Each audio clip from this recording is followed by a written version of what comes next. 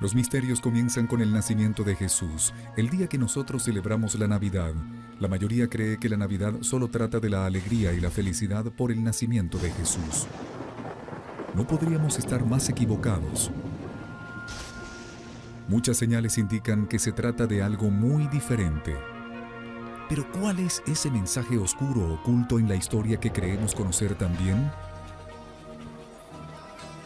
Se dice que la Basílica de la Natividad en Belén se construyó donde nació Jesús.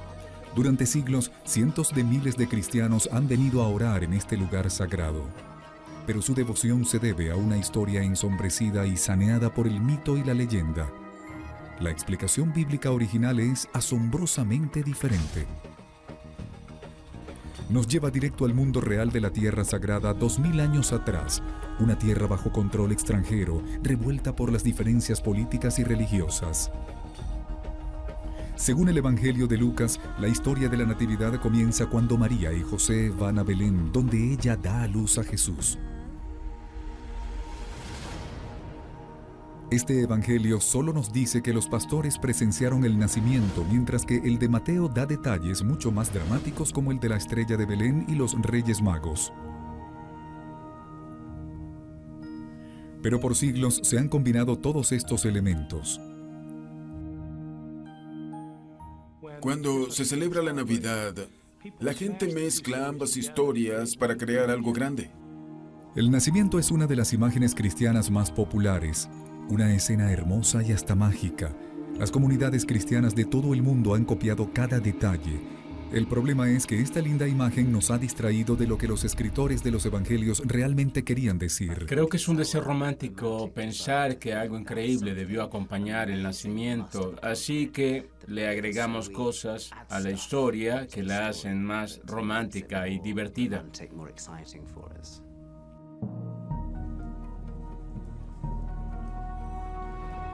Con el paso de los siglos, el verdadero mensaje de la Natividad ha estado oculto bajo capas de romance y sentimentalismo. Creo que hemos saneado todo el asunto y hemos juntado todas estas imágenes para crear un cuadro lindo y tierno. Las explicaciones bíblicas no ofrecen consuelo y alegría.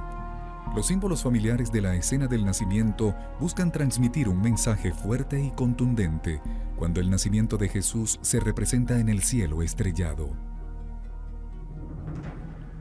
La estrella de Belén es uno de los símbolos más famosos de la Natividad. Según el Evangelio de Mateo, los sabios o reyes magos del Oriente se guiaron por ella hasta Belén. Algunas teorías dicen que se trataba de dos planetas muy cercanos o una estrella convertida en supernova. Pero hay otra idea que la vincula directamente con el mensaje de los Evangelios. Hay una frase en particular en el Evangelio de Mateo que dice que la estrella que los magos vieron se detuvo en el lugar donde había nacido el niño. Los magos iban de Jerusalén hasta Belén y mientras viajaban vieron la estrella frente a ellos.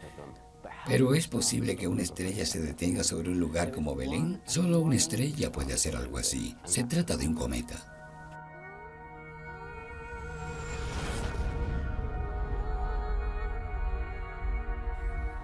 Dos mil años atrás, un cometa que apareció en el cielo estrellado cautivó la atención de la gente.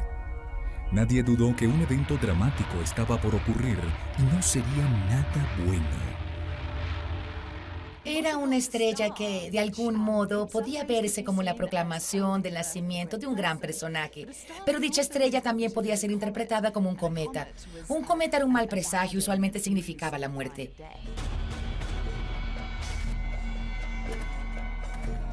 Los Reyes Magos eran vistos como hombres inteligentes, los profetas de aquellos tiempos. Ellos sabían que aquella señal marcaría el nacimiento de un nuevo rey para los judíos, pero si era un cometa, quizás su futuro sería oscuro, por lo que lo siguieron hasta Belén llevando obsequios cargados de importancia. La mayoría no se da cuenta de que existe un gran simbolismo en tales obsequios: el oro, el incienso y la mirra.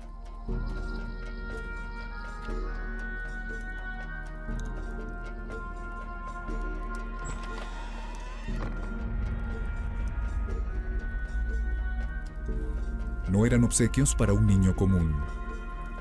Primero el oro. El oro es algo increíblemente valioso. Creo que lo que quisieron decir es que Jesús sería un rey y ese era un regalo apropiado para un rey. Luego, el incienso. El incienso se ofrecía usualmente a Dios, así que no representaba la realeza de Jesús, sino su divinidad. Pero es el significado del tercer obsequio lo que se ha olvidado en la modernidad, la mirra. Se trata de una planta resinosa utilizada para preparar los cuerpos para el entierro. Eso indica al lector que Jesús va a morir y que su muerte será parte de la historia. Así que la mirra advierte sobre la muerte y los primeros cristianos captaron este crucial mensaje.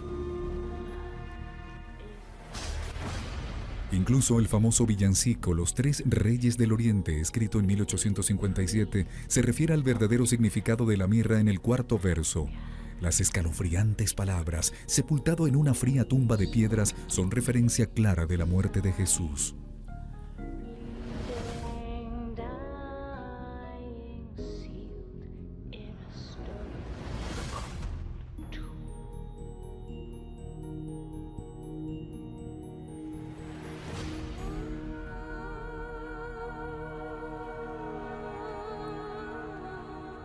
Es una de las cosas más sorprendentes porque siempre me pregunto si realmente nos percatamos de eso al cantar los villancicos.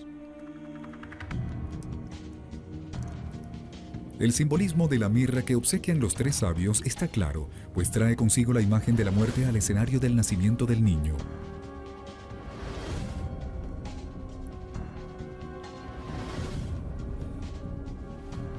Y no solo es una imagen del futuro, es una imagen que cuelga sobre la Sagrada Familia en ese preciso momento, representada por el rey Herodes el Grande.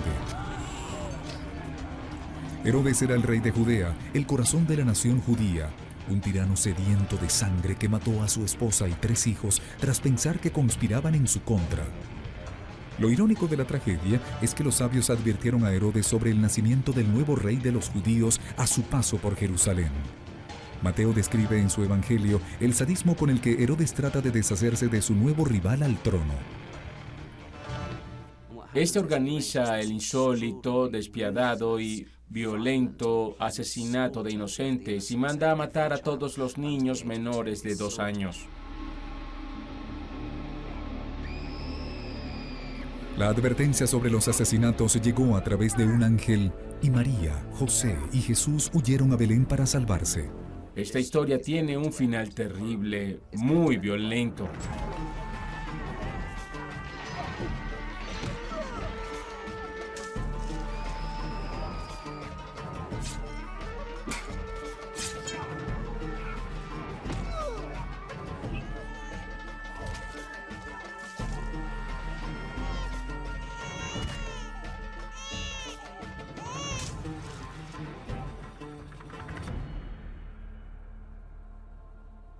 Es algo espantoso, pero una realidad que ha sido disfrazada por no ser algo políticamente correcto y no corresponder con las ventas de las tarjetas navideñas. La cruda historia de la masacre de Herodes de los Inocentes es elemento importante de la Natividad, pero no es lo que queremos oír en Navidad. No queremos recordar que el nacimiento de Jesús está vinculado a la muerte de otros niños. Con el escape de la Sagrada Familia de Belén termina la historia de Mateo sobre la Natividad. Un detalle final describe cómo una historia oscura fue convertida en una especie de cuento de hadas. El Cordero es una de las figuras más comunes en la escena del nacimiento. Es inocente, dócil e inofensivo, pero han despojado a esta figura de su verdadero significado. El cordero y la oveja son símbolos, y lo son porque al ser sacrificados se convierten en símbolos de Jesús, ya que Él también será sacrificado, al igual que el cordero o la oveja. Los pastores que aparecen en el nacimiento de Jesús no llegan ahí por accidente. Belén era el lugar donde se criaban los corderos destinados a sacrificios religiosos, particularmente durante la Pascua judía, lo que no resulta una coincidencia. El Evangelio de Juan es muy claro cuando dice que Jesús fue crucificado a la misma hora a la que mataron a los primeros corderos de la Pascua judía. Así que el simbolismo es muy exacto. Se toma a Cristo como el cordero dado en sacrificio. La historia de la Natividad está plagada de simbolismos. La estrella de Belén, que pudo ser un cometa representando la muerte. Los 3 reyes magos llevando mirra, utilizada para embalsamar cuerpos. Herodes y la masacre de los niños. Y el Cordero, una imagen del sacrificio. Los mensajes no pueden ser más claros. Que el personaje principal de la historia, para el momento, solo un bebé, tenga una muerte espantosa, es algo perturbador. Hay algo que te hace sentarte y pensar. No se trata de la típica historia del héroe que alcanza la victoria, es algo muy diferente. Los primeros cristianos que leyeron u oyeron estas historias de la Natividad jamás se habrían cuestionado que realmente no se trataba de una historia linda y tierna para alegrarte un 25 de diciembre. Sabían que era la historia del nacimiento del Salvador y que el sentido de su vida ya estaba representado en la misma escena del nacimiento con su muerte, y que esto era lo que realmente importaba. Así que por siglos el sentimentalismo y la comercialización han escondido el verdadero significado de la Natividad. Lejos de ofrecer calidez, consuelo y seguridad, la también conocida historia de las celebraciones navideñas realmente es una profecía de la cruda muerte de Jesús.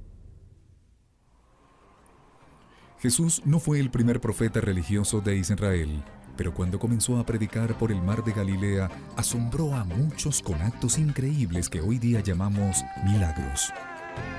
Trágicamente fueron los mismos milagros los argumentos que sus enemigos utilizaron para destruirlo. Pero ¿cómo fue que los milagros de Jesús pusieron su vida en peligro?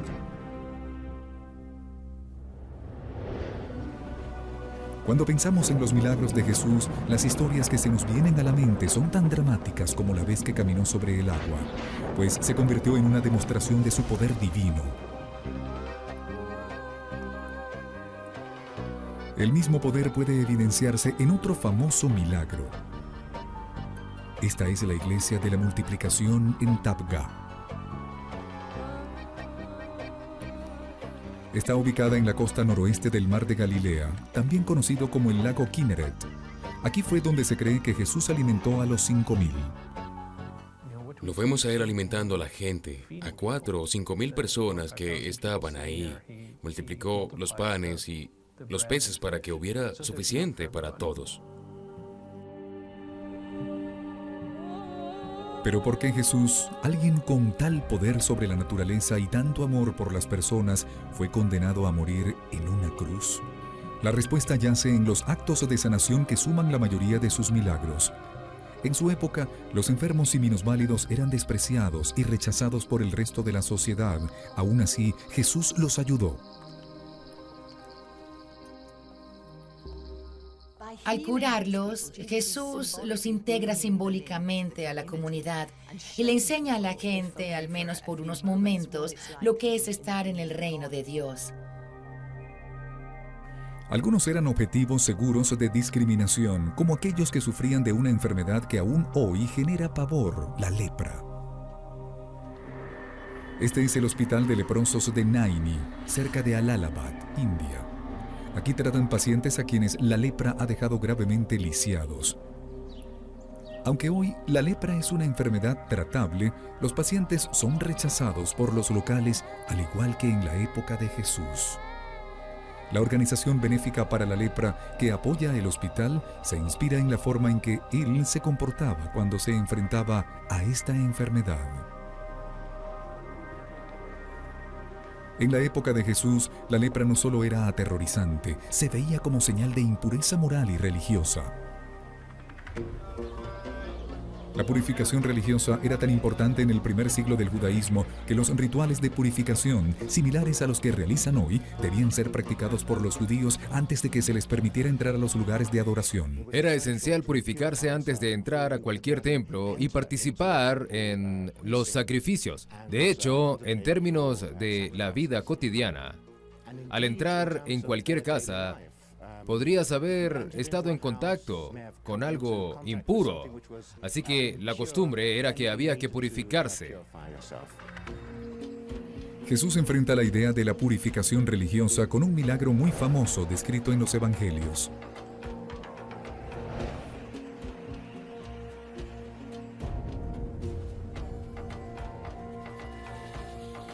Al toparse con un leproso, Jesús se detiene.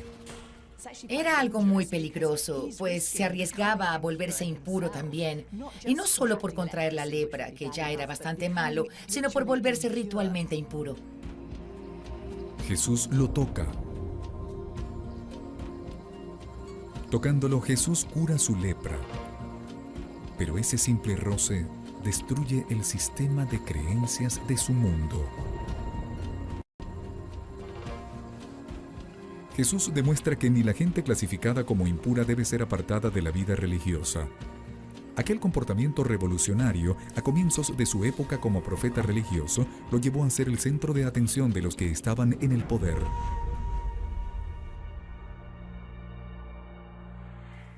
Creo que desde entonces comenzaron a vigilarlo y se hizo alguien muy importante.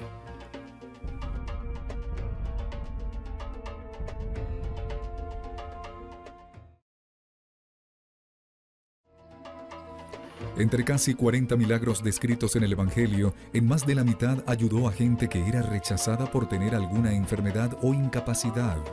Y Jesús va más allá cuando se atreve a curar a miembros de otro grupo que siempre sufrían discriminaciones, las mujeres. Acercarse y escuchar a las mujeres fue algo revolucionario para la época. En uno de sus milagros más significativos, Jesús cura a una mujer que sangró descontroladamente por 12 años. Como resultado, no podía participar en ceremonias religiosas o en actividades comunitarias. La mujer que se desangraba resulta ser una historia bastante interesante porque parecía tener una especie de impureza menstrual, lo que le impedía participar en todos los aspectos de la vida judía. Era impura, no podía entrar a la sinagoga, tampoco podía asistir al templo, así que hasta cierto punto estaba apartada de la sociedad. Jesús camina entre una multitud de gente para ayudar a un niño enfermo. Y sucede algo impresionante.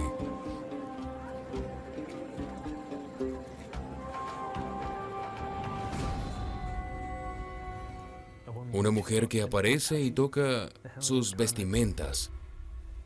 Cambia el mundo. Aquella mujer que tenía prohibido asistir a la sinagoga o a eventos públicos por sangrar durante 12 años, se atrevió a tocar a Jesús.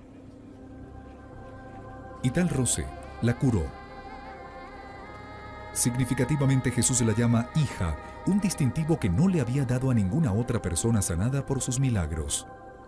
Y vuelve a ser pura. Lo normal era que tuvieras que bañarte, luego informar al sacerdote sobre lo sucedido. Pero Jesús, por su propia autoridad, le devuelve la pureza. Jesús usó sus milagros para regresar a los marginados a la sociedad. Con ello, estaba retando una creencia fundamental para su época. La gente que se pensaba impura no podía participar de la vida normal. Los milagros de Jesús iban en contra de las costumbres de la época, curar leprosos, tocar mujeres. Hacía cosas que no estaban permitidas en ese momento y creo que lo hacía a propósito. Pero existía otro tipo de enfermedad que generaba pavor, la posesión demoníaca. Todos le temían. Al tratar de regresar a sus víctimas a la vida normal de la sociedad, Jesús no solo rompía las reglas, se adentraba en un mundo oscuro de miedos y supersticiones. Creo que sus milagros retaban de muchas maneras las costumbres, y no solo por la forma en que curaba a la gente o cómo las alimentaba, muchas veces rompía las reglas abiertamente. La gente de la época culpaba no solo a Dios de las enfermedades y el sufrimiento, también se lo atribuían a los demonios.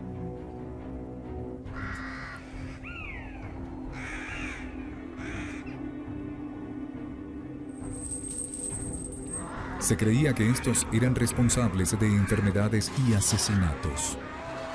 Les aterraban los poseídos porque nadie sabía lo que eran capaces de hacer. Violencia física, quizá. Pero Jesús no quería que nadie fuera excluido de la vida religiosa, y su oportunidad para demostrarlo llegó cuando se enfrentó a una figura aterradora. Hubo alguien que debió ser encadenado y amarrado para poder controlarlo. Era tan peligroso que era un riesgo público. Solo podía vivir entre las tumbas, así que realmente fue expulsado de la sociedad humana. Para todos los de la zona era un hombre violento, incontrolable y aterrador. Pero cuando vio a Jesús, su comportamiento cambió. La Biblia dice que los demonios que vivían en él reconocieron su divinidad.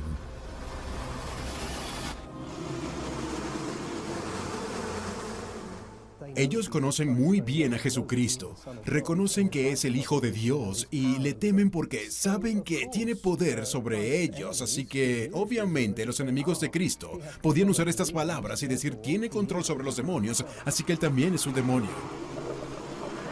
Aquel hombre que Jesús ayudó era impuro, pues vivía entre los muertos por estar poseído. El milagro termina cuando Jesús expulsa a los demonios de su cuerpo y estos se incorporan en una manada de cerdos que estaba cerca. Enloquecidos, los cerdos se lanzan por un risco y mueren. Jesús había liberado al hombre. Algunos de los que escucharon la historia sintieron temor y furia, pues pensaban que Jesús conocía mucho de demonios. La gente empezó a preguntarse si se trataba de un mago, de un hechicero que había aprendido aquello del diablo. Eso fue uno de los cargos en su contra, que despojaba demonios en el nombre del rey de los demonios. Los reportes de los milagros de Jesús alrededor de Galilea llegaron hasta Nazaret, su lugar de nacimiento. Pero el resultado no fue el esperado. La gente se sintió indignada al ver que el hijo de un carpintero se atrevía a romper las leyes religiosas que dominaban sus vidas. Pero cuando regresaba a Nazaret y se atreve a hablar en la sinagoga, Jesús comprende el riesgo que estaba corriendo. La gente quería lincharlo. Lucas nos cuenta la historia de cómo Jesús es llevado a la cima de una colina donde estuvieron a punto de lanzarlo al vacío. El Viejo Testamento estableció el castigo para aquel acusado de predicar contra las creencias religiosas, diciendo que debían ser lanzados de un lugar alto y apedreados hasta morir. No lo querían en la zona, los molestaba a todos. Luego sucedió lo extraordinario. Nadie logró atinar la primera piedra. Jesús sale de Nazaret escapando de una muerte aterradora.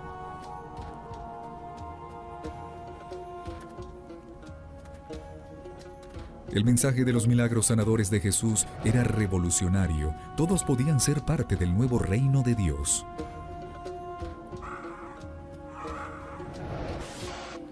Pero los líderes religiosos lo vieron como una amenaza para el alma de la nación. Una amenaza que no podían ignorar. Debía llegar el juicio final.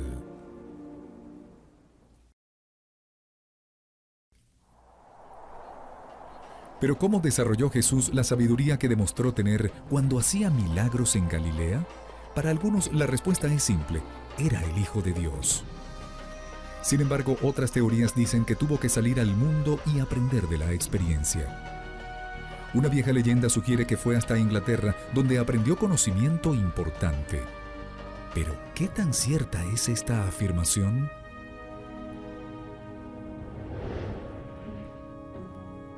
Tras la poderosa descripción del nacimiento de Jesús, el Evangelio solo lo menciona una vez más como niño. Cuando tiene 12 años, desde ese momento hasta cumplir los 30, hay un vacío. ¿Qué sucedió en esos 18 años? La visión tradicional cuenta que de joven Jesús aprendió la labor de José y se convirtió en artesano y carpintero. Pero es posible que no pasara toda su juventud trabajando en el pequeño pueblo de Nazaret, ya que Galilea para ese entonces no era un lugar estancado. Creo que Galilea en el primer siglo era un lugar de florecimiento, especialmente en términos de agricultura, comercio y otras actividades. Dicho éxito se debió a que la región estaba bajo ocupación romana. Nazaret era la entrada a un pueblo concurrido llamado Séforis, cercano a una de las rutas de comercio más importantes del Imperio Romano. La ubicación de Séforis era ideal para que los comerciantes de Galilea tuvieran la oportunidad de llegar a mercados lejanos y obtuvieran materia prima. La idea de que pequeños comerciantes tuvieran un acceso más amplio amplio al mercado mediterráneo, por así decirlo. Es algo que hay que tomar en cuenta si vamos a pensar en las provincias orientales. ¿Sería Séforis el lugar donde Jesús conoció a ese hombre crucial para la historia de Inglaterra, José de Arimatea? José solo aparece en los evangelios cuando muere Jesús y reclama su cuerpo para enterrarlo. Según los evangelios, José era seguidor secreto de Jesús y un hombre acaudalado. Para algunos, el hecho de que le permitieran enterrarlo sugiere que podían ser parientes. Otras historias afirman que José era el tío abuelo de Jesús y que su riqueza provenía de la venta de metales valiosos. En la civilización antigua no solo la plata y el oro tenían valor. Metales más comunes como el estaño y el cobre eran esenciales para la manufactura del bronce, utilizado para hacer desde estatuas hasta armaduras. Y el principal lugar con reservas de estaño era el sureste de Gran Bretaña, lo que hoy se conoce como los condados de Devon y Cornwall. Las minas de estaño de Cornwall y Devon eran un objetivo obvio. No existen motivos para pensar que los comerciantes romanos no llegaban hasta las minas de estaño de Gran Bretaña antes de la conquista romana de Gran Bretaña en los años 50. ¿Pudo Jesús haber acompañado a José de Arimatea a Gran Bretaña en busca de estaño? Los comerciantes seguían rutas atravesando el Mediterráneo hasta llegar a lo que hoy es Francia. Tras un viaje por tierra hasta la costa, solo quedaba cruzar el Canal de la Mancha. Luego de un largo viaje, Jesús y José pudieron llegar a la región minera de estaño del sureste de Inglaterra. Actualmente, autores británicos como Glyn Lewis están convencidos de que Jesús fue hasta Gran Bretaña y llegó hasta lo que hoy se conoce como el Condado de Cornwall. Creo que Jesús vino a Cornwall con su tío José de Arimatea hasta más de una vez.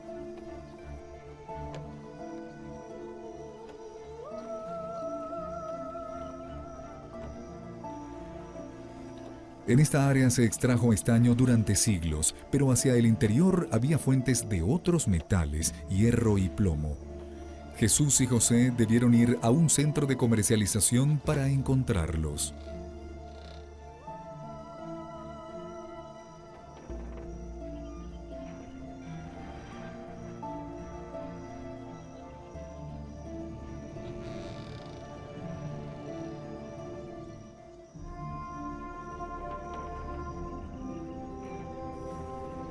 En una colina empinada a 150 metros de los pantanos que la rodean, se ubica un pueblo que se convirtió en el foco de la leyenda sobre la ida de Jesús y José a Inglaterra. Esto es Glastonbury.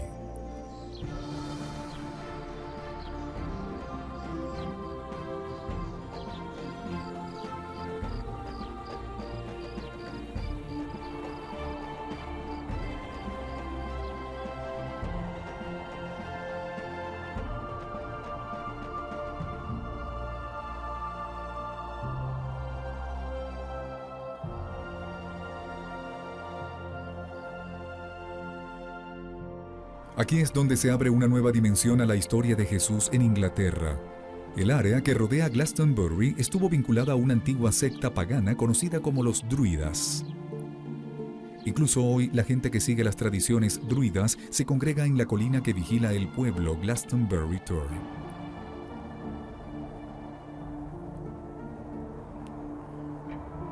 Los druidas eran importantes figuras de la Gran Bretaña antigua, así como los sacerdotes, maestros y curanderos.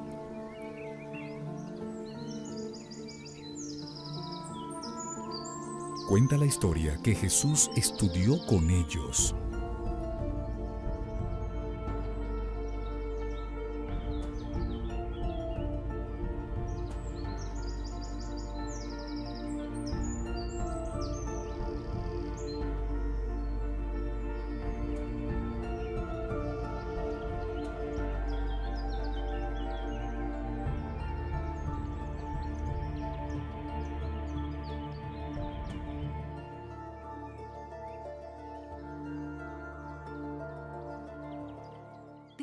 No hay evidencia histórica que confirme que Jesús estudiara con los druidas, pero ¿queda algún recuerdo en la iglesia medieval? Creo que es una idea que busca tomar crédito de parte del poder espiritual de Jesús. Es la idea de que algo de lo que hace de Jesús un ser tan especial fue tomado de nosotros, de nuestra región.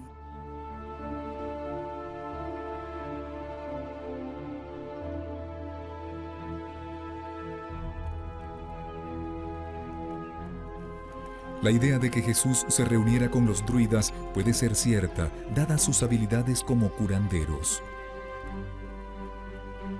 Jesús demostró la importancia que le dio a la sanación al hacer sus milagros. Para los primeros cristianos, el cristianismo ascendió rápidamente en Gran Bretaña. En el siglo VI, un monje de Gran Bretaña llamado Gildas declaró que el cristianismo había llegado allí 5 años después de la muerte de Jesús. Y el gran teólogo cristiano Tertuliano dijo que había ocurrido a principios del tercer siglo. Aún no se ha hallado evidencia que apoye tal afirmación. Los rastros del cristianismo en Gran Bretaña son bastante escasos. Tenemos algunas pistas arqueológicas, pero en cuanto a fechas se refiere, no se tiene buena evidencia de actividad cristiana hasta el siglo IV. Lo que sí sabemos es que la leyenda de Jesús visitando el suroeste se dio en la época medieval, y todo comenzó con las escrituras de un hombre. A comienzos del siglo XII, Guillermo de Malmesbury escribió una historia sobre la abadía de Glastonbury. La abadía de Glastonbury era un lugar muy importante. Era una abadía acaudalada, pero para poder mantenerse así, necesitaban que llegaran peregrinos constantemente para hacer peregrinajes. En un pasaje clave, Guillermo escribió que los discípulos de Jesús pudieron haber construido la primera iglesia de Glastonbury. Según Guillermo, la abadía se mantuvo como un destino obligado para los peregrinos, así que años más tarde, los monjes fueron más lejos, esta vez usando la figura de José de Arimatea. Para el siglo XIII, José estaba vinculado a la historia del Santo Grial. La Europa medieval estaba obsesionada con la búsqueda del Grial, la copa que, según se cree, contuvo la sangre de Cristo cuando estuvo en la cruz. El papel de José en la crucifixión le garantizó un lugar en la historia del Santo Grial, y para los monjes de Glastonbury era una oportunidad que no podían dejar pasar.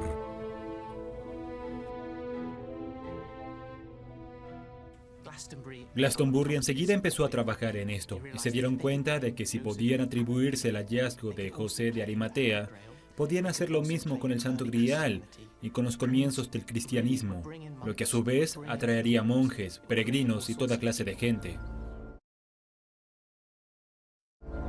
Cuando la abadía de Glastonbury afirmó que José de Arimatea había estado en su iglesia, la historia fue aceptada. Y eso hizo posible que la gente creyera que el mismo Jesús había ido con José.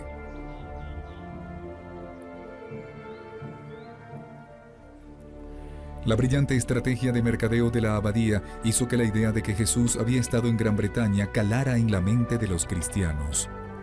Pero la historia aparece en épocas más recientes, gracias a un poema publicado por un inglés llamado William Blake a principios del siglo XIX, que luego se convirtió en uno de los himnos más populares del país, Jerusalén. Comienza con estas extraordinarias líneas.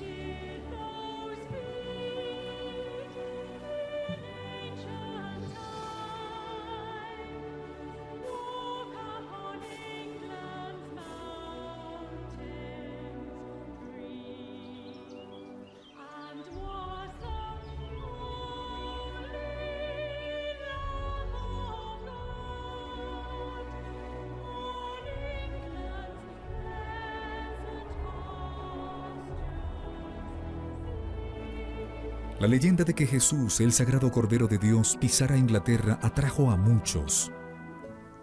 Un joven religioso, radical y peligroso de Palestina había llegado a la Gran Bretaña celta. Esa conexión es realmente evocadora. ¿Pero por qué Blake escribió el poema? Cuando la revolución industrial de Gran Bretaña convirtió el país en una gran industria, Blake estaba aterrado, así que usó la imagen de la antigua Gran Bretaña santificada por Jesús para recordarles a sus lectores lo que había perdido. Jerusalén se ha convertido en el himno no oficial del país. Suena en partidos deportivos y hasta se oyó en la boda de Guillermo y Kate Middleton.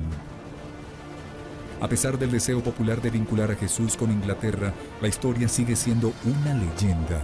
Pero aún necesitamos información sobre esos 18 años perdidos. ¿Qué queda de la pregunta de cómo ganó todo ese conocimiento demostrado en sus sermones? Luis tiene muy claras las respuestas. Cuando él reaparece en Nazaret, prácticamente era un extraño. La gente lo reconocía, pero se preguntaba dónde había estado y cómo había obtenido tanta sabiduría. Y creo que la obtuvo en Gran Bretaña. La idea de que fuera a Gran Bretaña es algo exagerada, pero no imposible. Los detalles de la vida de Jesús se han convertido en la base de una religión mundial. No es una sorpresa que muchos países quieran ser parte de su historia. Quizá la evidencia de que Jesús fuera a Gran Bretaña esté en algún lugar.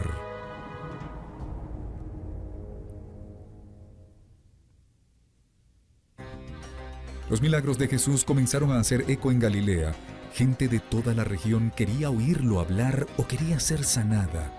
Así que armó un grupo de 12 hombres para que lo ayudaran con sus enseñanzas, los discípulos. El líder era Pedro, quien se convirtió en el fundador de la iglesia cristiana. Pero la Biblia presenta a este hombre como lento, impetuoso y cobarde.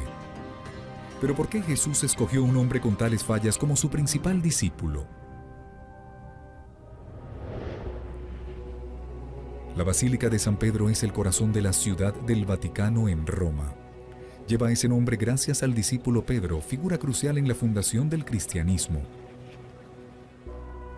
Bajo el elevado domo de la basílica se encuentra la cripta, donde se hallan los restos de Pedro. Pero esta gran imagen no va acorde con él. La elección que Jesús hizo de Pedro como su primer discípulo parece haber sido lo que generó el desastre. Es extraordinario que Jesús escogiera a Pedro como su mano derecha, porque parecía no estar calificado para el trabajo, no paraba de cometer errores. El mar de Galilea, según los evangelios, rodeaba el gran lago donde Jesús impartía sus enseñanzas y sanaciones. Era conocido como su ministerio. Viajaba de pueblo en pueblo o simplemente hablaba con la gente al aire libre. Tanta gente fue a verlo y escucharlo que necesitó ayuda, no solo para pasar la palabra, sino para curar en su nombre. El mar de Galilea era el territorio de un pescador analfabeta llamado Simón. Y no había nada en la vida que lo apartara de su tierra.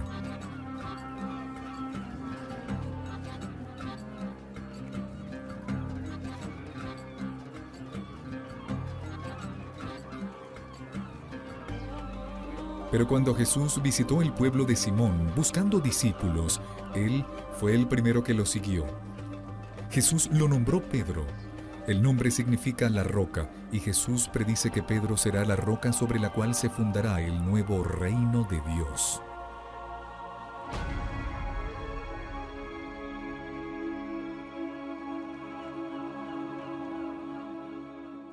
Parece un sobrenombre extraño para definir a Simón la roca. Una roca representa estabilidad, fuerza y fortaleza. Y Simón demuestra muy poco de esas cualidades en los evangelios. Pero al poco tiempo, Pedro demuestra ser algo torpe. Tras el milagro de alimentar a los 5,000, Jesús manda a los discípulos a atravesar el mar de Galilea en bote, mientras él se queda orando en la orilla. Pero se desata una tormenta que atrapa a los discípulos y ni el pescador que los acompañaba, Pedro, sabía qué hacer. De repente, una figura espectral camina hacia ellos sobre el mar.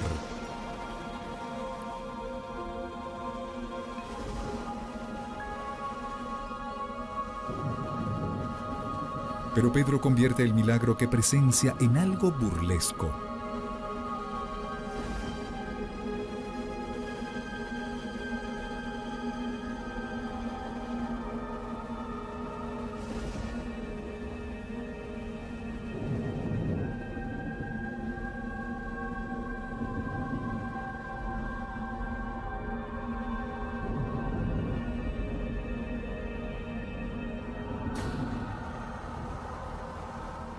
Pedro baja del bote, comienza a caminar hacia él, pero al mirar a su alrededor y darse cuenta de lo que hace, empieza a hundirse y Jesús debe salvarlo.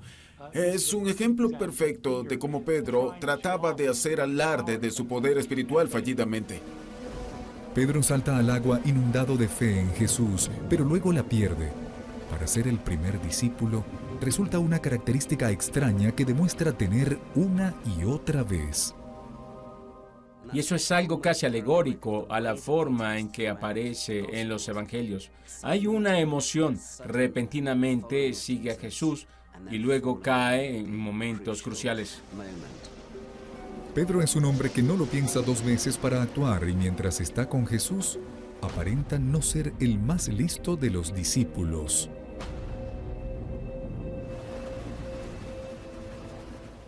Se torna difícil leer los evangelios y comprender que Pedro era algo torpe y realmente no se daba cuenta.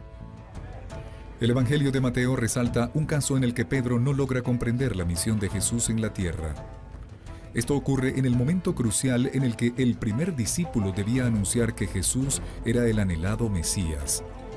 Jesús le dice a Pedro y a los otros que deben ir a Jerusalén para cumplir con su destino y expiar los pecados de la humanidad con su muerte. Pero Pedro da un paso al frente e intenta detenerlo. No sin que Jesús lo detenga tempestivamente. Era grandioso. Con eso finalmente Pedro había comprendido quién era Jesús. Pero luego Jesús dice que debía ir a Jerusalén para ser rechazado por los escribas y ancianos y ser crucificado. A lo que Pedro responde, no, Señor, tú no.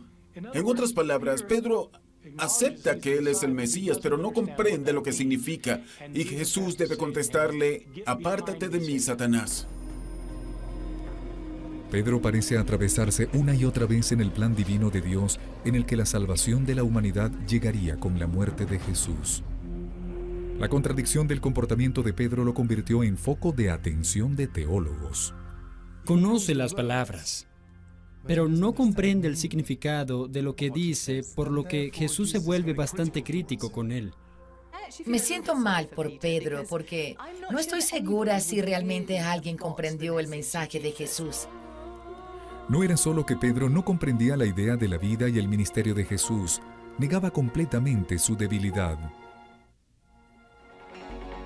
En el Evangelio, los fallos de Pedro se hacen más obvios a medida que la historia alcanza su clímax. En la última cena, Jesús le habla a Pedro sobre la deslealtad que prontamente le demostrará. Antes del amanecer, Pedro negaría a Jesús 3 veces. La respuesta de este fue la típica. Él, con algo de arrogancia, le dice a Jesús que permanecerá a su lado sin importar nada. El Evangelio de Juan cuenta la historia de la peor de las faltas de Pedro en el jardín de Getsemaní.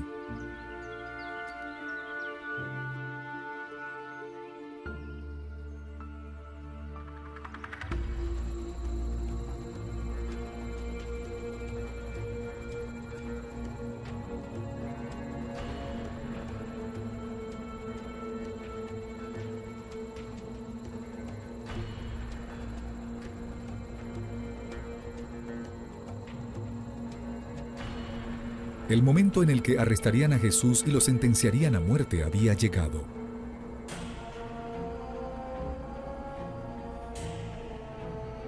Pero cuando llega Judas con sus soldados para identificarlo y arrestarlo, Pedro trata de detenerlos. Cuando entran, es Pedro quien saca una espada y le corta la oreja a Malco, el esclavo.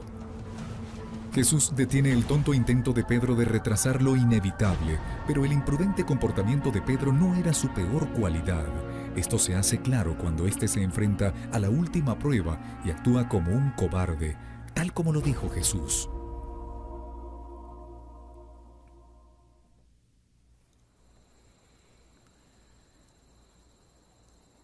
Tras su arresto, Jesús es interrogado en la casa del sumo sacerdote. Y ahora, a pocas horas de haber insistido en que permanecería con él hasta el final, Pedro hace lo predicho. Una sirvienta lo acusa de ser uno de los seguidores de Jesús, y este, aterrado, lo traiciona. Pedro lo niega todo, niega que es un discípulo de Jesús para tratar de salvar su miserable vida. Y mientras Jesús permanece fuerte, Pedro, la roca, se desmorona ante el feroz interrogatorio de una esclava. Pedro completa su cobardía cuando ni siquiera se queda a presenciar la crucifixión. Huye de la escena mientras Jesús enfrenta solo la muerte.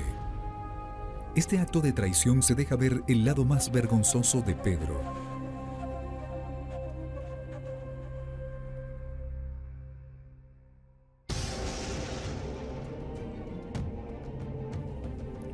Pero ¿qué debemos comprender de este fuerte contraste entre el Pedro que hoy destaca en la iglesia cristiana y el hombre de grandes fallas de los evangelios?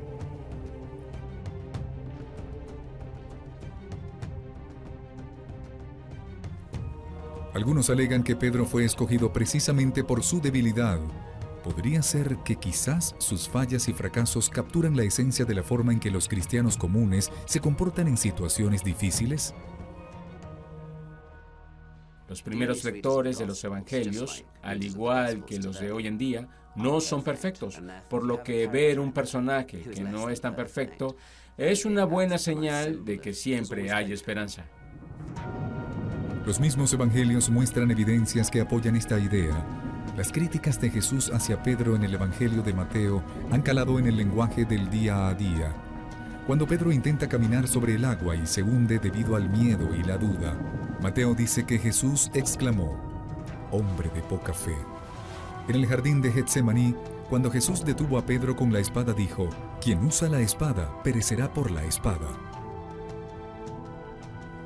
Pero entonces Cristo eligió a Pedro como su primer discípulo porque sabía que su comportamiento y sus errores se reflejarían a lo largo de los años en la gente común. Pedro es alguien con quien la gente puede identificarse y quizá por eso obtuvo una posición tan prominente en los evangelios, porque él más que nadie se parece a nosotros. El final de la historia de este hombre común, convertido en el discípulo más importante de Jesús, resulta dramático. Luego de la resurrección, Pedro comienza a viajar predicando la fe, pero, según la tradición, fue arrestado en Roma y sentenciado a muerte. Lo que sucede después es asombroso. Pedro insiste en ser crucificado al revés porque no se siente digno de morir como Jesús. Así termina el viaje de Pedro entre la torpeza y la sabiduría, la cobardía y el valor.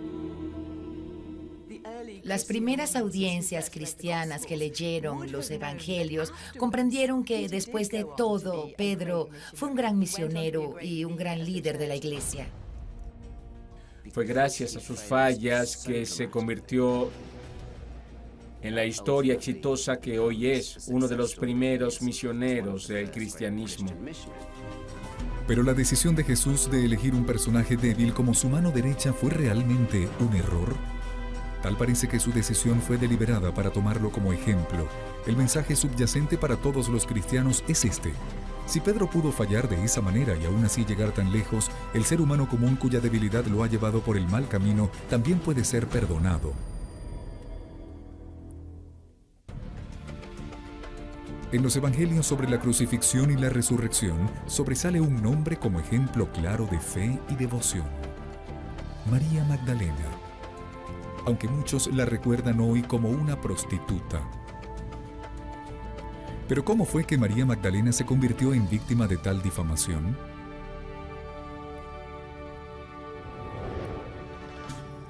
El entretenimiento moderno tiene mucho que decir cuando se trata de presentar a María Magdalena de una forma negativa.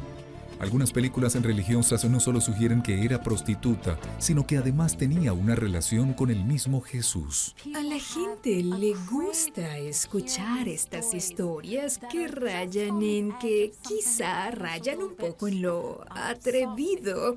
Y creo que se trata de un trama que ha sido absolutamente vital. Lo vemos en la civilización antigua, en Jesucristo Superestrella y el Código de Da Vinci. En una nueva puesta en escena del conocido musical Jesucristo Superestrella, María Magdalena es interpretada por una ex Spice Girl, Mel C, Esta versión de la historia de Jesús deja pocas dudas sobre la vida pasada de María. Creo que hay una imagen muy poderosa sobre la prostituta arrepentida, imagen que se alimenta de una cultura patriarcal donde las mujeres eran definidas por su sexualidad. Así que eras una virgen buena como María, la madre de Jesús, o eras una mujerzuela. Muchos aún creen que María Magdalena era una prostituta reformada, pero no aquí. Esta es la iglesia ortodoxa de Santa María Magdalena en Jerusalén. En las iglesias cristianas ortodoxas del mundo, María Magdalena es una figura venerada, no una figura sexualizada. La iglesia ortodoxa ve a María Magdalena como una de las fieles, una de las que llevaban mirra, que estuvo cerca de Cristo en el momento de la crucifixión y la resurrección. Representar a esta figura tan venerada como una antigua prostituta podría ser una de las mayores difamaciones de la historia a un personaje. La información bíblica sobre María deja ver pocos detalles sobre su vida. Durante siglos, la gente creyó que su nombre, María Magdalena, simplemente significó que ella era de un lugar llamado Magdala. Pero otra interpretación totalmente diferente del nombre de María dice que Magdalena viene de la palabra Migdal, que significa torre. ¿Será entonces su nombre prueba de la procedencia de María o de su importancia para el movimiento de Jesús? La otra idea tiene que ver que la palabra aramea para torre, Migdal, que le da un epíteto a María similar al que tiene San Pedro. Pedro es la roca y de alguna forma es bastante tentador pensar que Pedro es la roca y María es la torre. Jesús y sus discípulos viajaban por Galilea y necesitaban dinero, comida y refugio. El Evangelio de Lucas dice que un grupo de mujeres les ayudaron con esto, y la primera que nombran es María Magdalena. Está claro que ella era miembro importante del grupo. Esta interpretación del nombre de María encaja con el Evangelio que habla sobre su papel en la vida de Jesús. Se habla de dos momentos cruciales en su historia.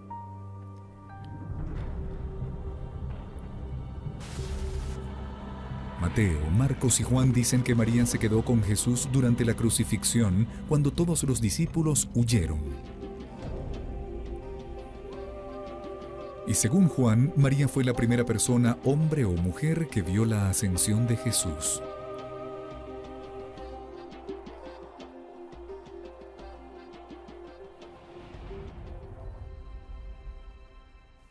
Esto hace que María se vuelva importante.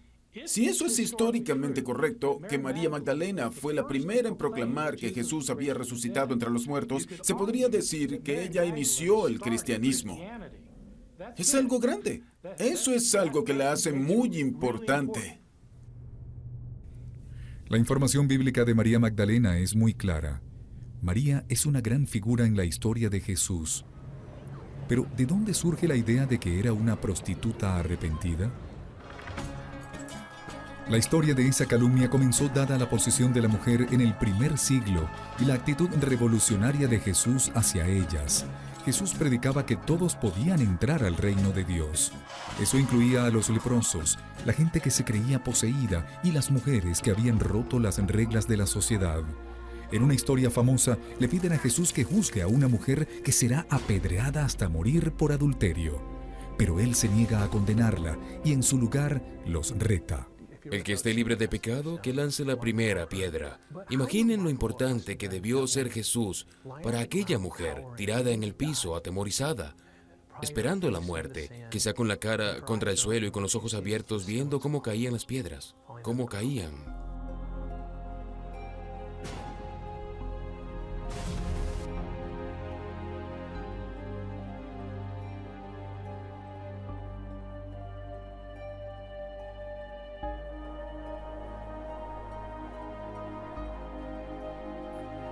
Pero condenar la forma en que trataban a las mujeres era típico de Jesús. El hecho de que ellas formaran parte de su movimiento era algo revolucionario. Una de las cosas más llamativas que han demostrado los estudios modernos sobre Jesús es que él aparentemente se involucraba de forma inusual con las mujeres de su ministerio público. La disposición de Jesús para aceptar a las mujeres como iguales les permitió a éstas unirse a sus seguidores, y en los primeros años del cristianismo, el estatus de María Magdalena rivalizaba con el de Pedro. En el siglo XIX se halló un antiguo manuscrito que describe una discusión entre María, Jesús y los discípulos. Se le conoce como el Evangelio de María, pero nunca fue aceptado como igual a los evangelios bíblicos. Pero no todos los investigadores piensan que debe ser desechado. Tenemos estos magníficos textos que llamaron el Evangelio de María, escritos posiblemente a finales del segundo siglo, que parecen preservar un debate sobre María Magdalena. El texto del Evangelio muestra a Pedro amenazado por el mejor entendimiento que tenía María de las enseñanzas de Jesús. Y este es solo uno de los muchos pasajes cristianos que enfatizan el estatus de María. Siempre estaban en desacuerdo, y lo más interesante es que en estos otros evangelios María siempre termina teniendo la razón y Pedro es quien se equivoca. Pedro continúa siendo impulsivo y María es la voz de la razón. El importante papel de María era que las mujeres fueran totalmente aceptadas en las comunidades cristianas, y no solo como seguidoras, también como líderes. Esto le cayó por sorpresa a muchos que pensaban que la iglesia en sus comienzos oprimía y silenciaba a las mujeres. Pero si leemos los primeros documentos cristianos, las mujeres tienen un rol prominente. Pero tal prominencia se fue difuminando. La iglesia cristiana tomó forma y el hombre comenzó a dominarla. Luego, a finales del siglo VI, María se convirtió en víctima de un asombroso ataque. El responsable fue una de las figuras más importantes de los inicios de la iglesia cristiana, el Papa Gregorio Magno. A finales del siglo VI hubo una serie de desastres en Roma. Gregorio creyó que la ciudad estaba siendo castigada por Dios. La solución que impuso fue que todos se arrepintieran de sus pecados, pero necesitaba un símbolo poderoso para inspirar a la gente, y usó la historia de una prostituta arrepentida del Evangelio de Lucas. Él fue quien le dio la imagen de prostituta arrepentida a la figura de María Magdalena. Fue un acto de genialidad y uno de los escasos momentos que nos deja ver cómo realmente sucedieron las cosas.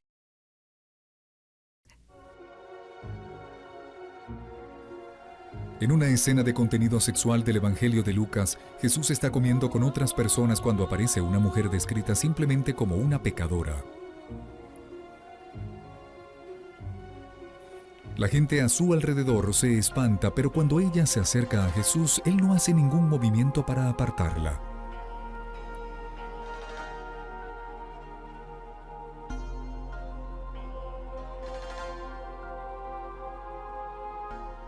Ella llora, moja los pies de Jesús con sus lágrimas, los seca con su cabello, los unge con aceite, y Jesús le dice que es amada y que será perdonada. Y como será perdonada, también será amada. Es una historia muy resonante sobre el pecador que va a Jesús y se arrepiente.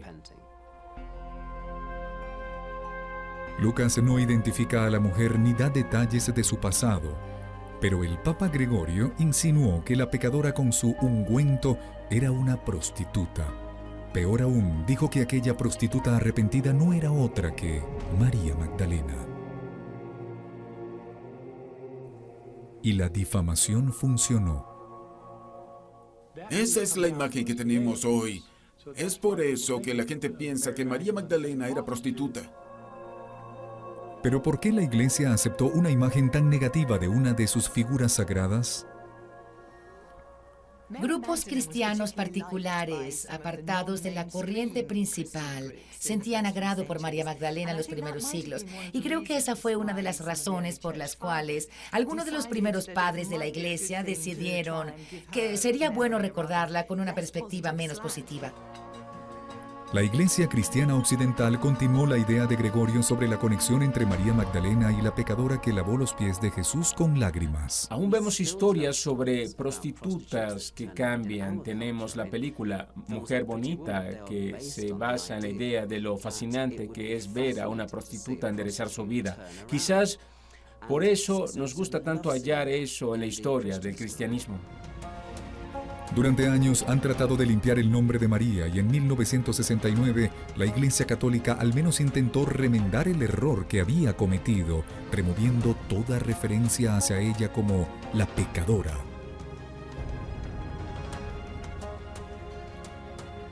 Además, el Papa Juan Pablo II reconoció su verdadero significado para la fe cristiana. La apóstol de los apóstoles. Para los teólogos, María Magdalena fue una de las más fervientes seguidoras de Jesús. Pero lamentablemente eso no ayudó mucho a cambiar su imagen de prostituta arrepentida.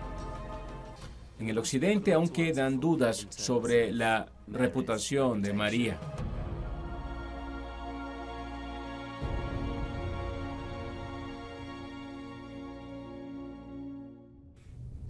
Bajo llave, en la Basílica de San Pedro de Roma se halla una tela que supuestamente contiene el rostro de Cristo. Pero no se trata del famoso sudario de Turín, se llama el velo de la Verónica. Durante siglos, el velo de la Verónica era una de las reliquias más atesoradas por la Iglesia Católica, pero hoy esa imagen de Jesús que alguna vez fue tan crucial es casi desconocida. ¿Por qué?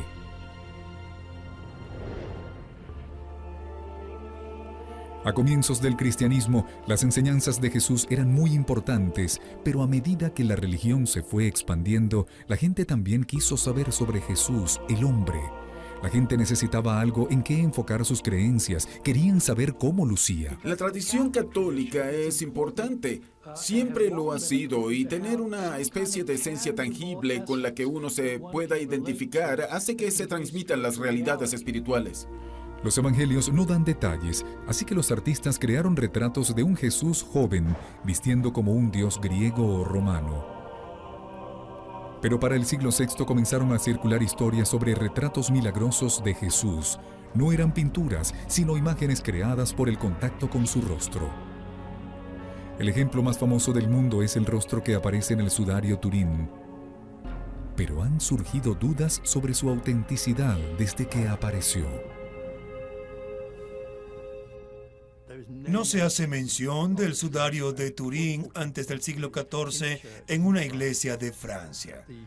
El obispo local dijo que no era el sudario original, sino que era uno falso.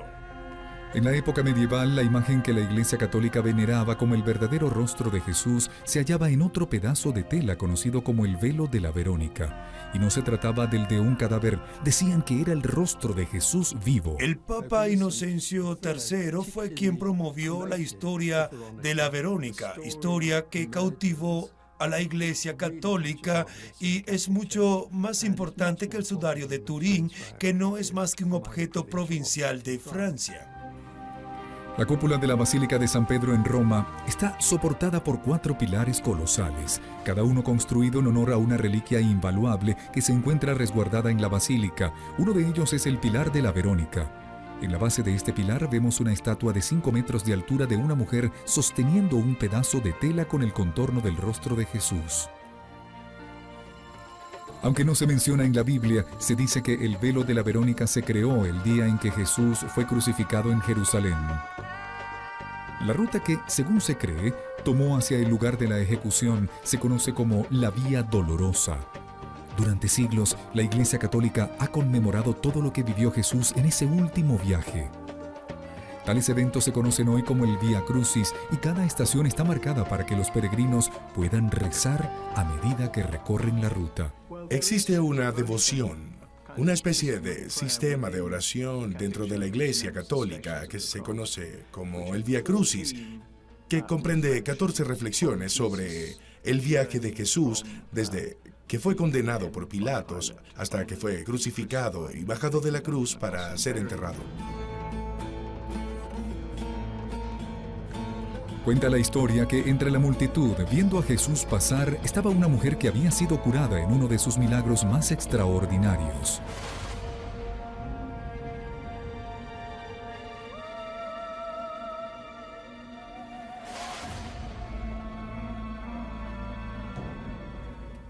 Se le identifica con la mujer que en los evangelios sinópticos había padecido de sangrado menstrual durante 12 años y había sido curada por Jesús.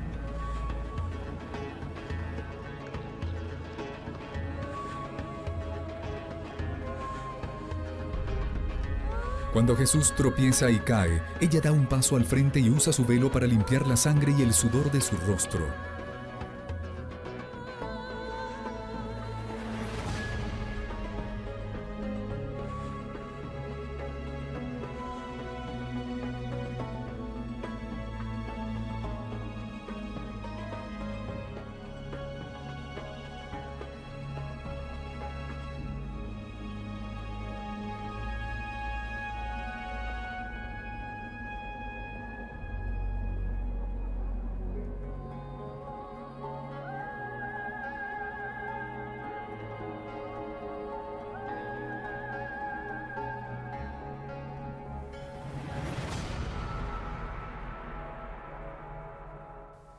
Cuando Jesús le devuelve el velo, su imagen había quedado grabada.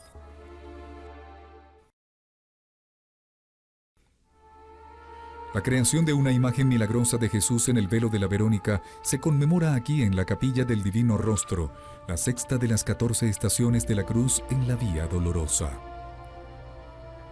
La historia de Verónica es solo una de las tantas que existen sobre las imágenes que aparecieron a partir del siglo VI. Constantinopla, conocida hoy como Estambul, fue el centro de estos relatos, pero con el paso del tiempo, muchas de las valiosas reliquias de la ciudad desaparecieron. Los primeros registros escritos sobre el velo de la Verónica datan del siglo XII.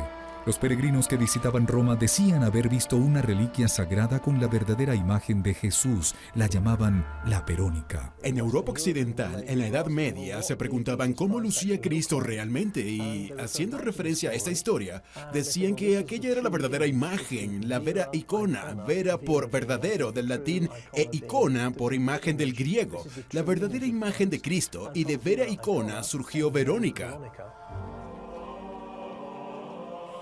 En el siglo XIII, el velo de la Verónica fue el centro de una procesión anual.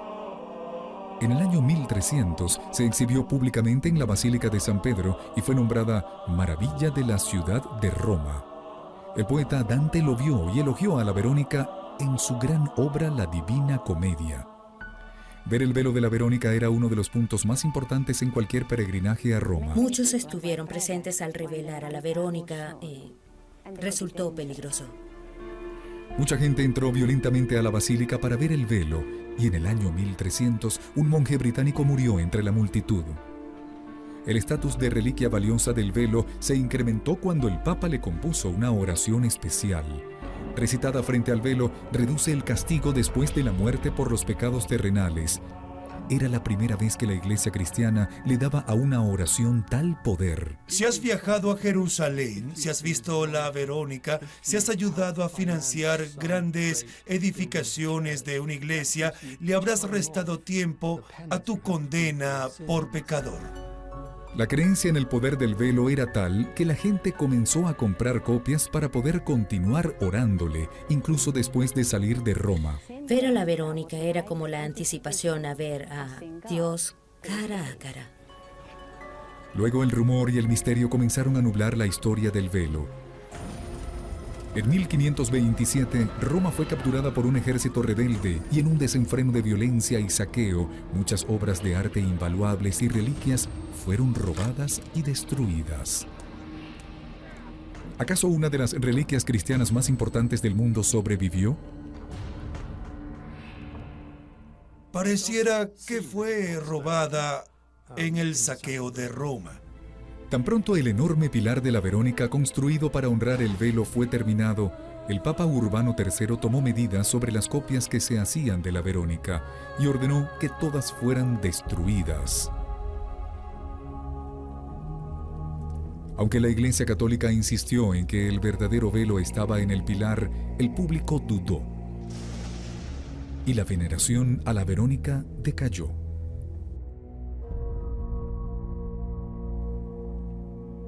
La iglesia de San Pedro perdió el control y eso pareció contribuir al declive, pues una vez que eso sucedió, todo el ambiente y la atracción carismática de la Verónica se perdió. Una de las reliquias más conocidas del mundo cristiano fue guardada por seguridad, ¿o acaso fue robada y reemplazada por una réplica? Una imagen del velo permanece en el pilar de la Verónica. y aún se exhibe una vez al año, pero a una distancia tal que es imposible detectar cualquier detalle. La Iglesia no ha permitido que se le tomen fotografías a la Verónica en el Vaticano. Los pocos que la han visto dicen que no hay nada visible. ¿Es posible que el verdadero velo no esté en el Vaticano? De ser así, ¿dónde está? En un pueblo llamado Manopelo, en las montañas Abruzzi, a 200 kilómetros del noreste de Roma, se encuentra una iglesia llamada Santuario del Volto Santo. En un ornamentado marco sobre el altar se posa un pequeño trozo de tela. Con solo verlo desde el ángulo adecuado, es posible identificar el rostro de un hombre. Este es el Volto Santo, el divino rostro de Manopelo. La artista Rafaela Sardoni cree que este podría ser el verdadero velo de la Verónica. El velo de Manopelo es un retrato de Cristo en un trozo de tela, como cuentan todas las leyendas sobre el divino rostro. El rostro es visible en ambos lados de la tela, aunque este parece ser transparente. La gente de Manopelo ha venerado su velo durante siglos como el retrato de Jesús y lo sacan en procesión por el pueblo 2 veces al año. Ha sido en las últimas décadas que otras personas han descubierto este divino rostro y un evento en particular lo convirtió en noticia. El 1 de septiembre de 2006, el Papa Benedicto XVI se fue a Manopelo y se convirtió en el primer papa que rezó frente al divino rostro. Dicho acto animó a aquellos que realmente creen que este es el verdadero rostro de Cristo. El origen del divino rostro sigue siendo un misterio y hasta ahora nadie ha logrado hallar alguna relación entre la valiosa reliquia de Manopelo y el velo de la Verónica. Pero algunos insisten en que tiene cualidades extraordinarias e inquietantes. El rostro de Jesús en el velo puede parecer sereno y luminoso o temeroso y mortal de acuerdo a la luz. El divino rostro de Manopelo es foco de peregrinajes cristianos. En un año, más de 500,000 de visitantes de todas partes del mundo llegan a este remoto pueblo. Rafaela Sardoni, investigadora del velo de la Verónica, no duda de la importancia de la imagen de Manopelo. Ninguna foto transmite la belleza consoladora de ese rostro. Tiene todos los rasgos de la cara de Cristo y no se puede comparar a ninguna pintura. ¿Podría ser ese el verdadero velo de la Verónica robado siglos atrás y olvidado al ser reemplazado por una copia? ¿O se trata de otro sobreviviente de la furia medieval por las reliquias religiosas? Dependerá de lo que crea cada quien. Comenzamos a darnos cuenta de que lo que creíamos una leyenda quizás sea real.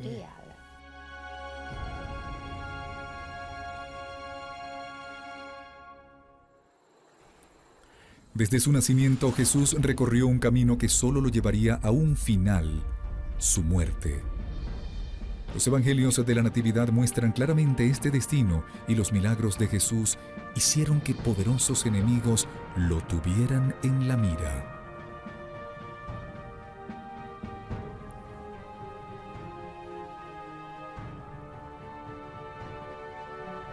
Pero llega este último paso.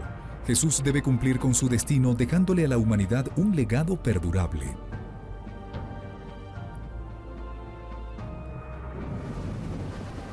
Pero aún queda un misterio. La crucifixión es el evento crucial de su historia. Sin eso, no existiría el cristianismo. Jesús fue acusado de romper las leyes religiosas de su tiempo, pero el castigo por aquel crimen era morir apedreado. Entonces, ¿por qué murió crucificado?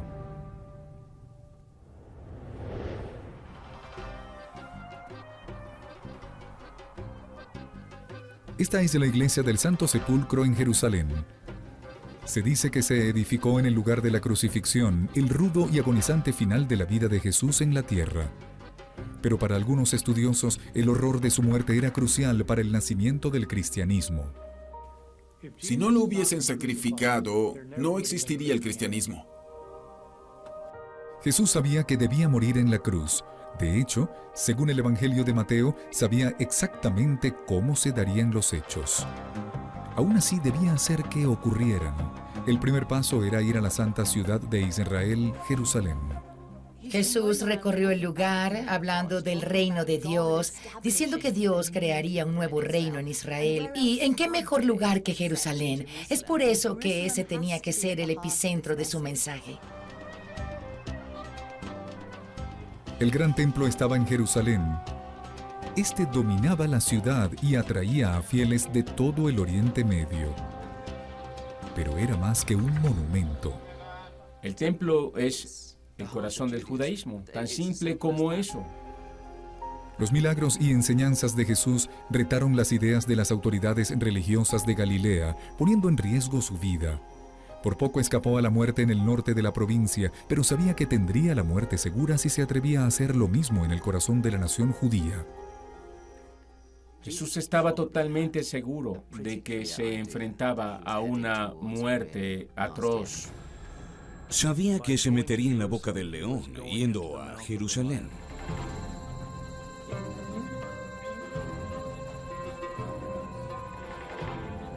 Jesús programa bien su viaje a Jerusalén durante el gran festival de la Pascua judía.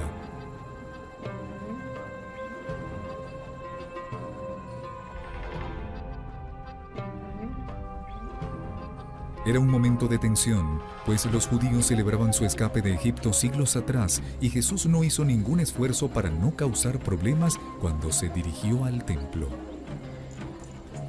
Los que cambiaban dinero estaban ocupados con los judíos de todas partes del mundo que cambiaban sus monedas por el dinero local para pagar el impuesto del templo. Así era como el templo se mantenía. En uno de los más famosos incidentes de los evangelios, Jesús ataca a los que cambiaban dinero y vendían animales dentro del templo.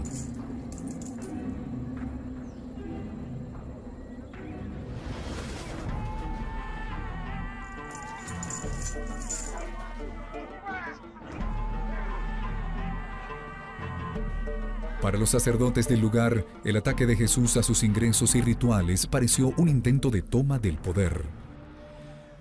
Fue de cierta forma una especie de acto mesiánico, eso de reclamar la propiedad del templo.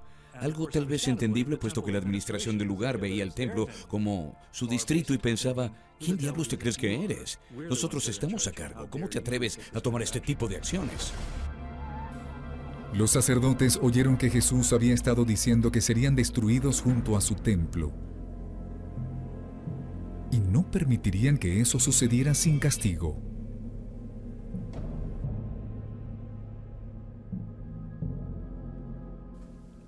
Algunas personas del judaísmo habían predicho que sus líderes serían destruidos, al igual que lo sería el templo. Y prácticamente en cada uno de esos casos, la persona que predecía aquellas cosas se metía en serios problemas. Terminaba arrestada, era gravemente azotada o incluso asesinada. El castigo para todo aquel que atacaba a Dios está escrito en textos antiguos.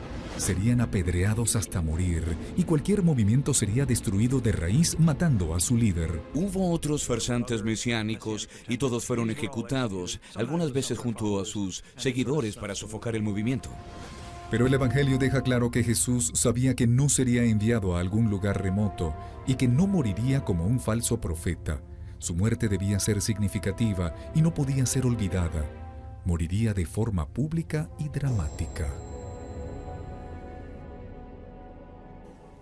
Así que para la historia del cristianismo, el hecho de que Jesús fuera crucificado era de extrema importancia. Si él hubiese sido sacado de Jerusalén por un grupo de judíos fanáticos y estrangulado, el cristianismo no existiría. De haber muerto apedreado por una multitud, tampoco existiría. El cristianismo se predica precisamente basado en la crucifixión de Jesús por los romanos. La última semana de la vida de Jesús se conoce como la Pasión. Las historias del Evangelio sobre esta terrible semana preparan el camino para el final. Jesús sabía que muchos de sus seguidores estaban en la ciudad para el festival de la Pascua judía y que las autoridades reaccionarían ante sus retos. Pero Jesús también sabía que habría otro factor en el escenario: la guarnición de soldados romanos que ocupaban Jerusalén. Creo que cuando leemos las historias de la Pasión, debemos tomar en cuenta a las autoridades romanas y a los líderes judíos. Jesús retó a las autoridades del templo para que actuaran en su contra en un momento de grandes riesgos. En la explosiva atmósfera de la Pascua judía, el más pequeño incidente generaba la inmediata y violenta represión de las tropas romanas. Los romanos sabían que la Pascua judía era una época incendiaria. Era la única época del año en que el gobernador romano salía de su residencia en Cesarea e iba con las tropas a Jerusalén y las apostaba alrededor del templo. ¿Por qué? Para sofocar cualquier revuelta. Pero Jesús puso a los sacerdotes del templo en una situación complicada. Al retar a las autoridades del templo, se ven inmersos en un dilema. Sentenciar a Jesús a muerte podía generar revueltas y los romanos tomarían el control. Los sacerdotes serían expulsados del templo, perderían poderío y la independencia judía terminaría. Jesús estaba siendo subversivo en una época que estaba cargada de alto contenido político, así que las autoridades debían ser muy cautelosas sobre cómo lidiar con él. Querían sacarlo del camino, pero no podían arrestarlo públicamente. Dado el número de seguidores y dada la atracción pública que aparentemente ya había generado. Pero Caifás, el sumo sacerdote, debía tomar una decisión. Jesús lo tenía acorralado. Aunque podían acusarlo de colaborar con los romanos, no tuvo otra opción. Así que decide ceder el derecho de castigar a Jesús y se lo entrega a los romanos. Un precio que para Caifás valía la pena pagar. Caifás se paró y dijo: «Oigan, idiotas, este hombre debe morir. Será mejor sacrificar a uno que a la nación entera». Pero al entregar a Jesús a los romanos, Caifás ayuda a que Jesús reciba la muerte que había anticipado. Cuando un escuadrón de soldados judíos y romanos van por él en el jardín de Getsemaní, Jesús ya estaba listo para irse serenamente. En el jardín de Getsemaní dijo: «Aparte de mí esta prueba». Él no quería pasar por eso, pero sabía que debía hacerlo por el bien de la raza humana. Llevan a Jesús a la casa del sumo sacerdote y Caifás realiza un juicio religioso. En el juicio lo acusan por blasfemar. Es interesante que las autoridades judías no hubiesen actuado antes para castigarlo por sus blasfemias y que en su lugar lo entreguen a las autoridades romanas. Normalmente los romanos no se interesaban en predicadores religiosos disidentes, pero Jesús les dio a los sacerdotes la excusa que necesitaban. Deciden acusarlo no solo por blasfemia, también por llamarse rey de los judíos. Se trataba de una declaración política y su cargo fue político también. Según los sacerdotes, al ser proclamado rey por sus seguidores, Jesús trataba de hacerse del poder y retar a las autoridades romanas. El cargo de preferencia en su contra era el de hacerse llamar rey mesiánico, Mesías, en lenguaje judío, rey en lenguaje político romano, así que lograron hallar un cargo que se aplicara a la perfección para que el gobernador romano se viera obligado a actuar. Llevan a Jesús frente al gobernador romano, Poncio Pilatos, para responder por el cargo en su contra. Como era de esperarse, Pilatos no tenía interés alguno en el mensaje de Jesús y le hace una pregunta política crucial. Pilatos solo le preguntó: ¿eres el rey de los judíos? ¿O te haces llamar el rey de los judíos? A lo que Jesús respondió sí, o simplemente no respondió. Pilatos pensó: es problemático, debe ser crucificado.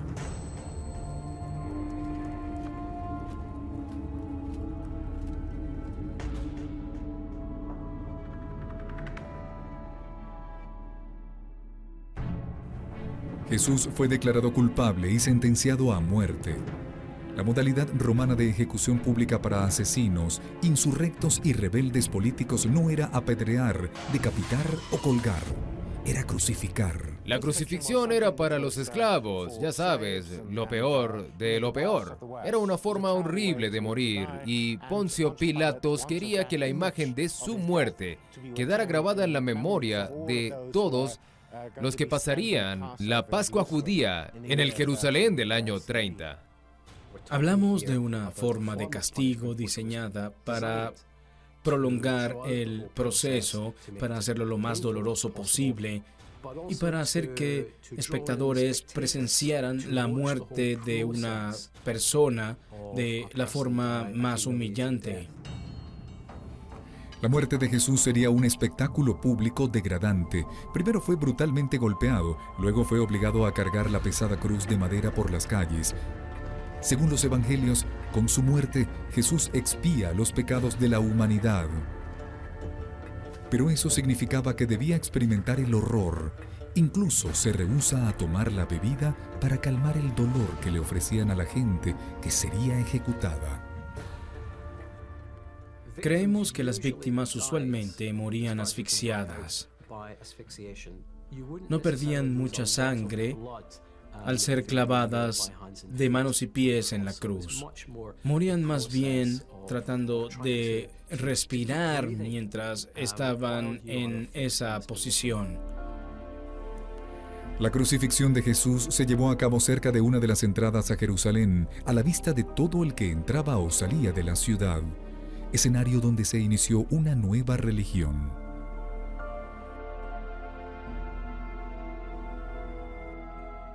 Hay algo esencial sobre la naturaleza pública de una ejecución como la crucifixión que le da al cristianismo una especie de fuerza de arranque. La Biblia cuenta que con su muerte Jesús había cumplido su misión en la tierra. Obligando a las autoridades judías y romanas a actuar en su contra, llevó su mensaje al escenario público.